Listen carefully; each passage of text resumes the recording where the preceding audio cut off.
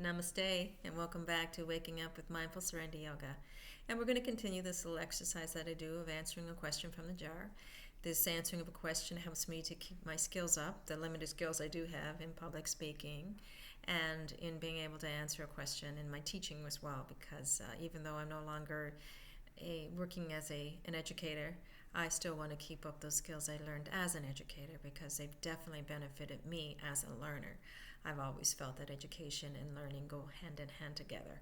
So that's why I do this. There's a lot of personal motivation for me coming here to answer these questions, and I also want to pass on what I'm learning because whatever I'm learning in this field of study that we tend to call spirituality and attach a lot of woo-woo to it is really very valuable life learning that can enhance everybody's life if they were to take what I had to say or what others more evolved than I had and more wise than I had to say regarding these issues.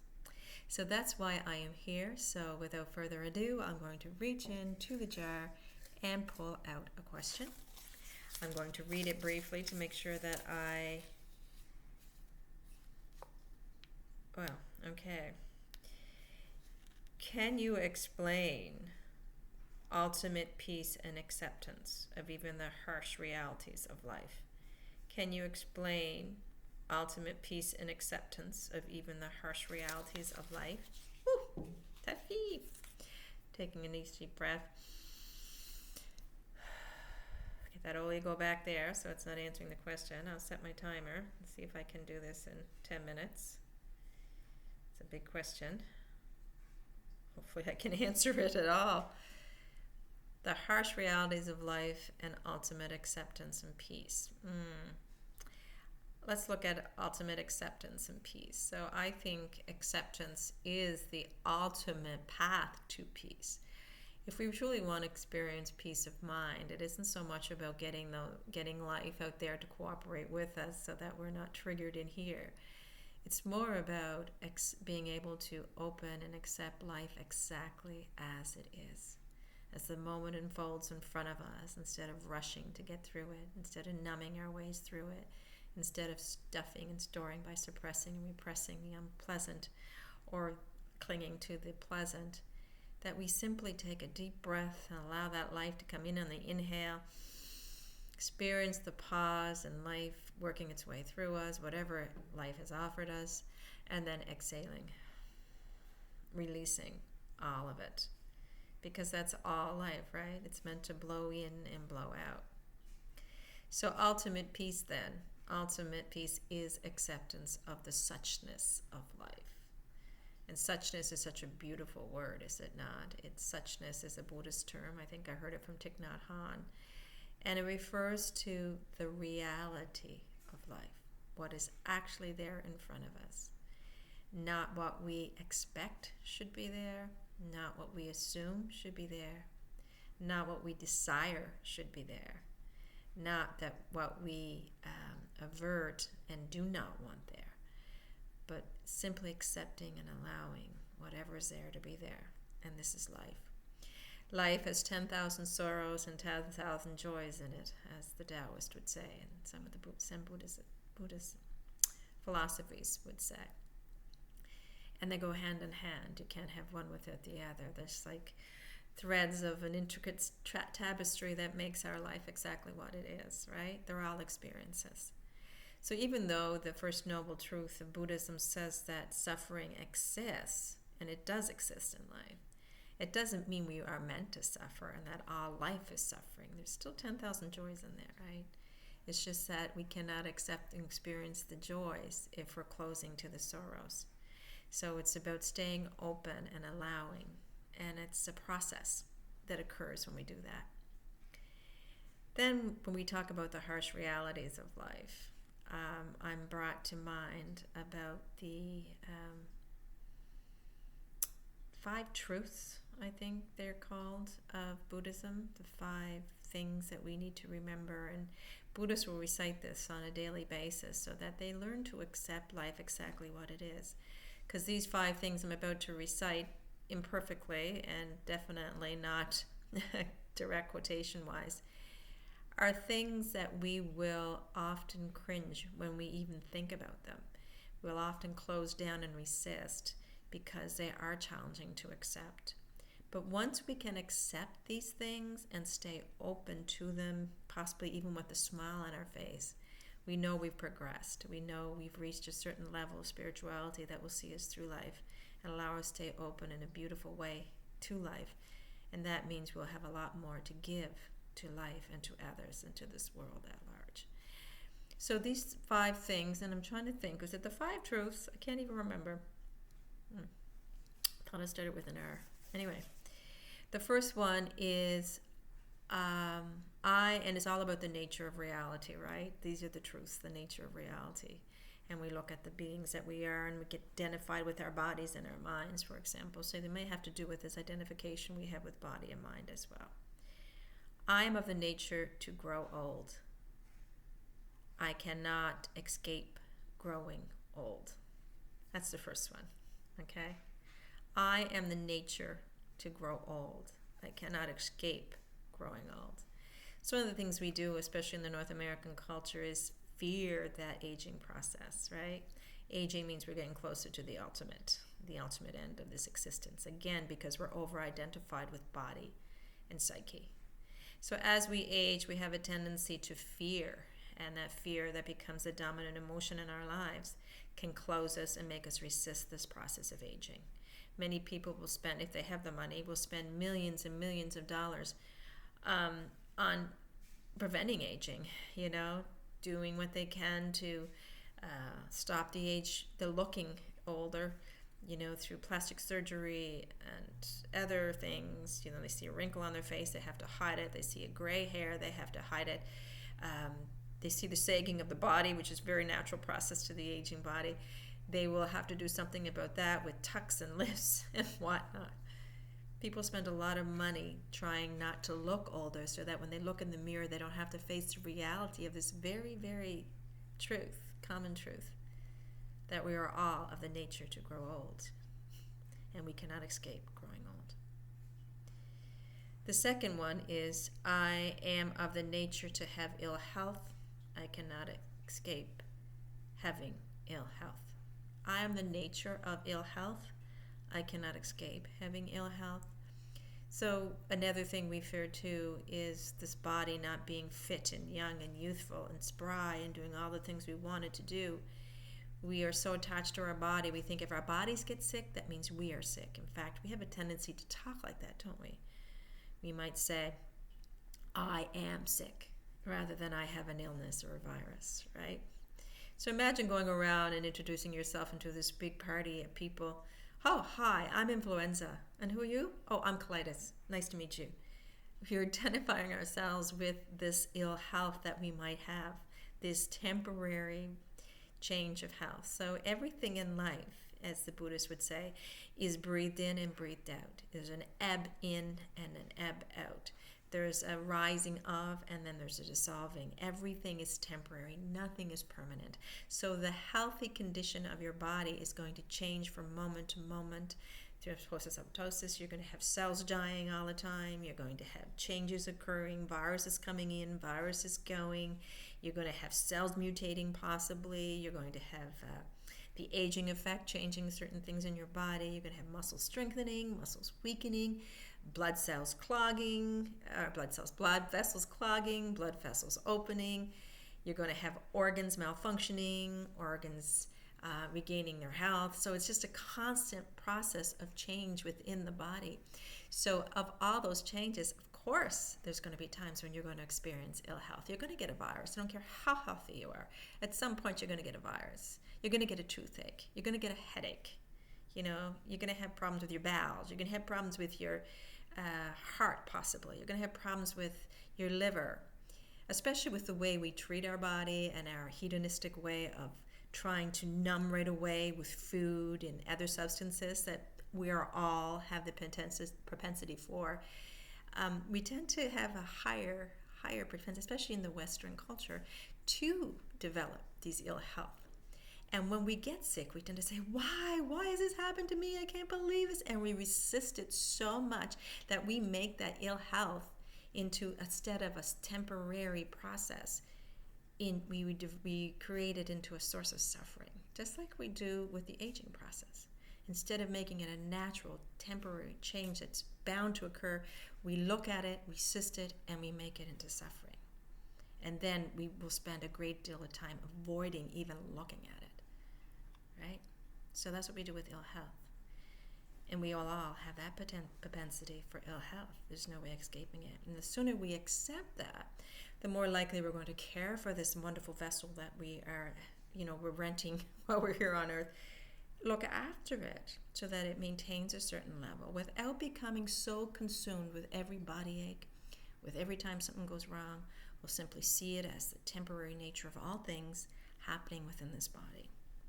Certainly get help for it. Certainly do what you can for it.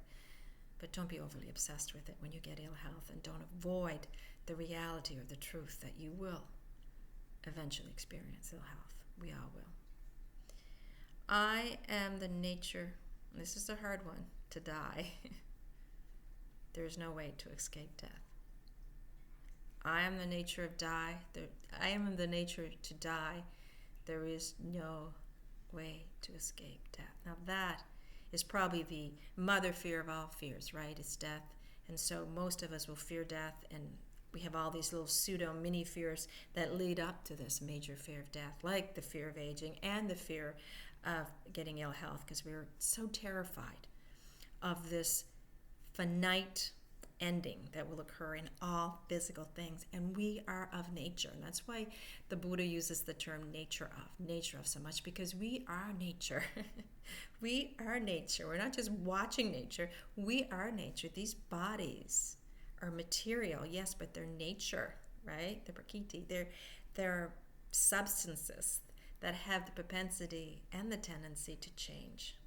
So death is inevitable for the body. So again, when we're talking about the nature to die, we're talking about the body, the physical body has the nature to die.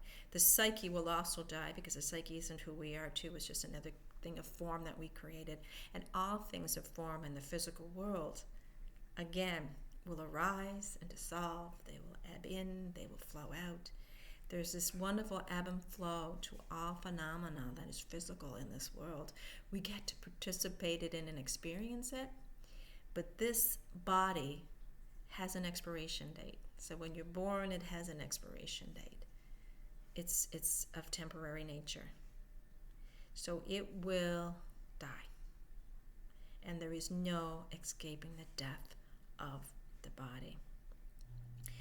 The Buddhists, not all, I don't know if all traditions do this, but I've read it where some traditions will actually, as part of their practice, will observe the dying process. Then they will observe death after the body decays and watch as it continuously decays into nothingness. A corpse, whether it be of an animal corpse or a physical human body, I'm not sure, but they will watch that decaying of the flesh, the changing of the flesh after the body has died. And this is to help them to accept this inevitable truth that we all die and there is no escaping death.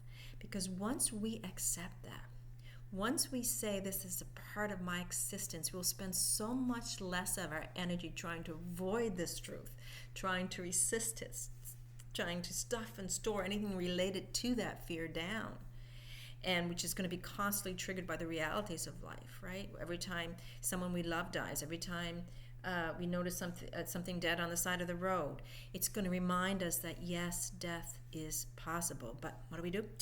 Push it down. I don't want to deal with that. I'm not going to die. I'm not going to die.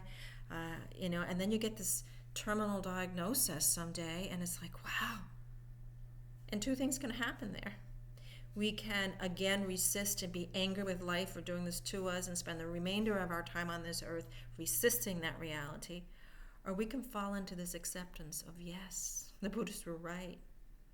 There is, this body I'm in is just a temporary nature. I've had a wonderful, and we can look back at our lives as if we're having a life review and see all the wonderful things that have happened in it, see all the not so wonderful things that have happened in it, and appreciate them all as part of this experience of living that we've been granted. So accepting this third truth, that I am the nature to die, can actually help us to live better, more openly and more fully, Because without this fear of death dominating our lives, we will be open to the full experience for as long as it lasts, knowing full well that it's an only temporary blessing to be in these bodies. The fourth one is all those who are dear to me, all that which is dear to me, and everyone I love are of the nature to change. There is no way escaping that someday I'll be separate from these beings and these things. Change is inevitable. Something like that, and I know I didn't say that right, but all things that I love, all things that I adore and everyone I love are of the nature to change. There is no escaping the reality that someday I'll be separated from these loved ones and these things.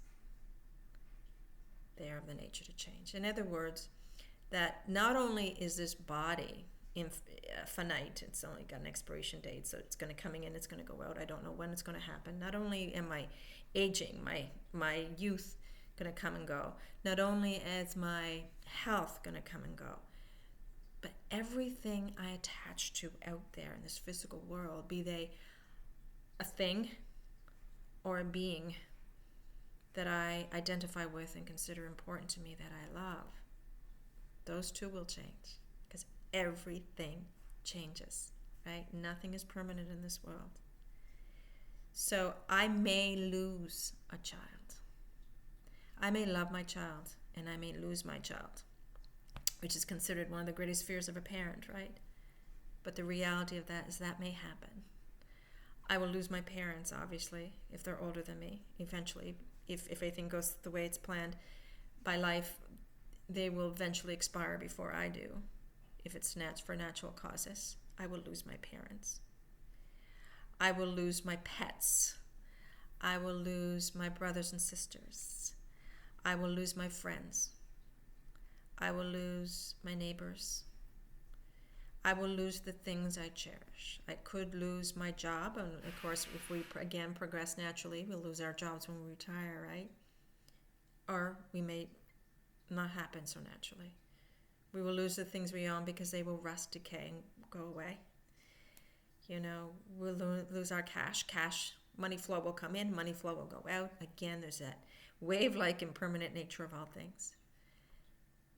And this could happen naturally, or it could be like it's being taken away from us before we're ready. So we may lose people to car accidents or to sudden bouts of disease. We could lose our money by having it stolen from us, or we could lose our job, or our house could blow away in a hurricane, or as the poor people in LA experienced lately, be burnt down.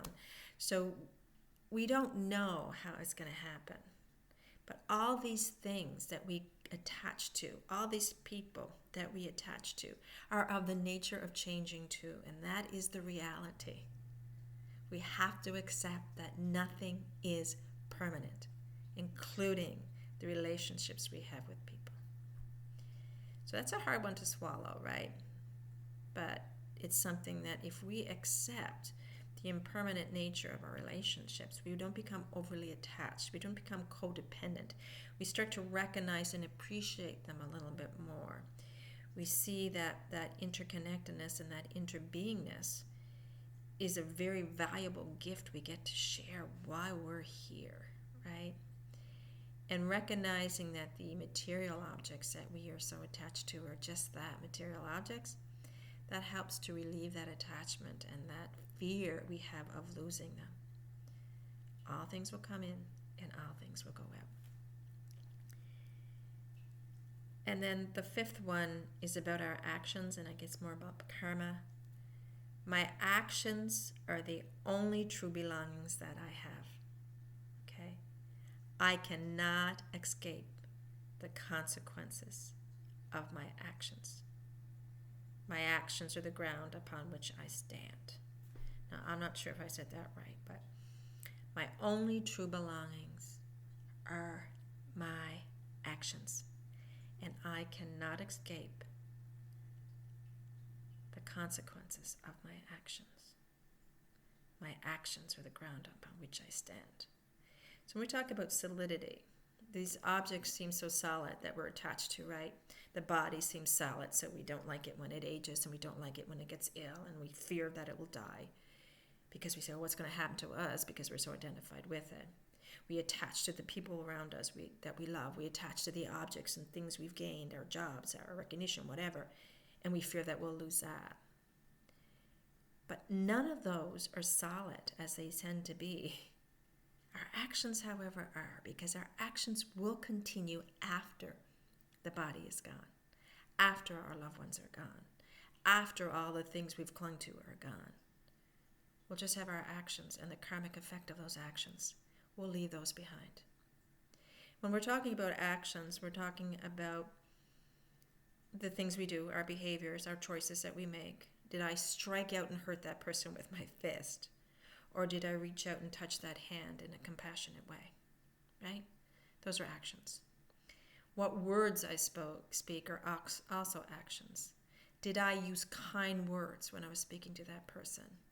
Or did I insult them and criticize them in an unwholesome way? Right? Our actions are also our thoughts. What did I think? What energy did I put out there with my thoughts, words, or actions? Those are the things that will last long after we're gone. Now, we hear about near-death experiences and people going up to heaven or wherever that is, where we go after we die, before we're incarnated in another body. And they say they go through these life reviews. And these life reviews, they see all the lives, all the effects their actions had on the beings they encountered, had on the world they were a part of throughout their time in that physical body. They stay. That action, that energy stays behind when we leave. We call it karma. It's a learning energy, right? So our actions are what's important when we're here. If we accept that we will age, we cannot escape that. That we'll have ill health, we cannot escape that. That we will die, we cannot escape death. That the things we attach to, the people we love, will also change, and we'll be separated from them at some point. We cannot escape that. We will be better able to focus on the actions we do while we're here. Are they kind, compassionate actions? Are they wholesome and skillful? Do they leave peace behind in the world, or do they leave more chaos, hate, anger, destruction? We'll be more mindful of what seeds we're watering, what seeds we're expressing to what plants that are sprouting up in us that we're expressing to the world. Are we passing on light? Are we passing on darkness? Once we accept the 5 truths, we're going to focus more on what we can leave behind. The ground we stand on is our actions. And we can focus on making this world a better place through those actions. So you talk about ultimate peace and acceptance. It's the acceptance of these 5 realities, these 5 truths of the human existence. If we accept those, we will find peace through acceptance. And will help to make the world a much, much better place in the process. Well, look at this. I went way over my time, 14 minutes over. Apologize. Just seemed like an important topic. Thank you so much for listening. I hope you have an amazing, amazing day. Namaste.